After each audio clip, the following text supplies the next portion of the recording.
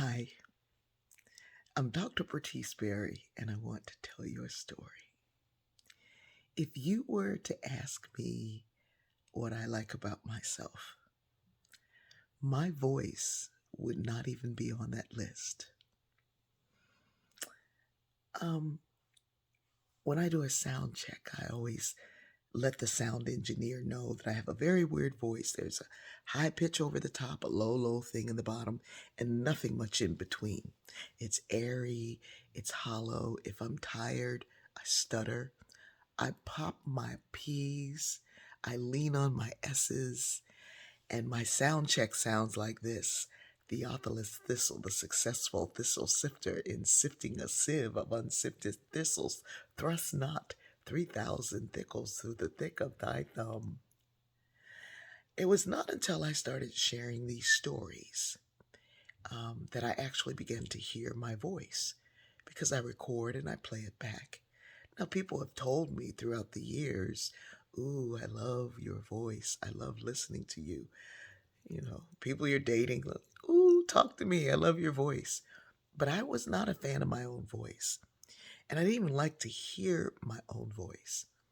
It was during the pandemic that I stopped trying to sound like this and allowed myself to sound like this.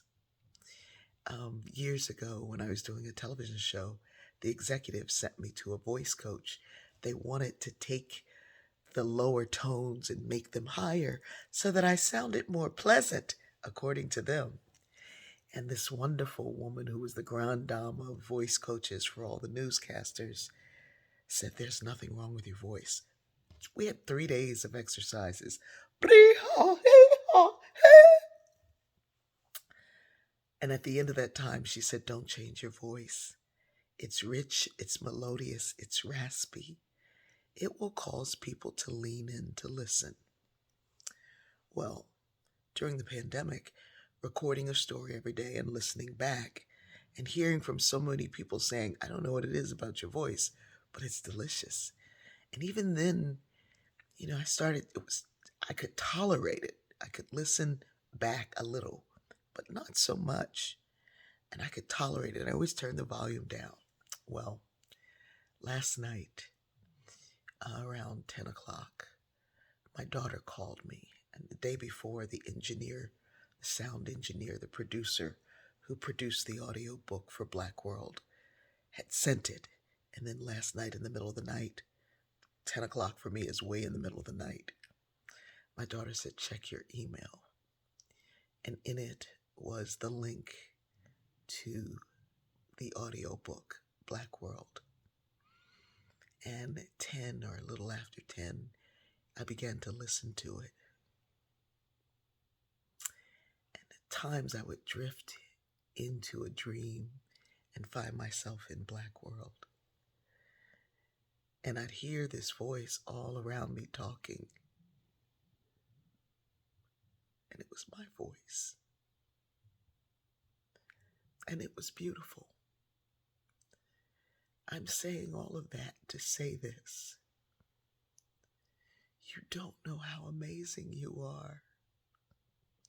You don't know really yet, whatever age you are right now, you still are unfolding to your own self. Don't give up on the you that has always been you. Love yourself, embrace it, accept it, see how amazing it really is. Others already know. And if you don't know how wonderful you are, someone else will convince you to leave it alone so that they can pick up what you discarded. You're beautiful. You're amazing. You are a light, and we need you to shine. I love you.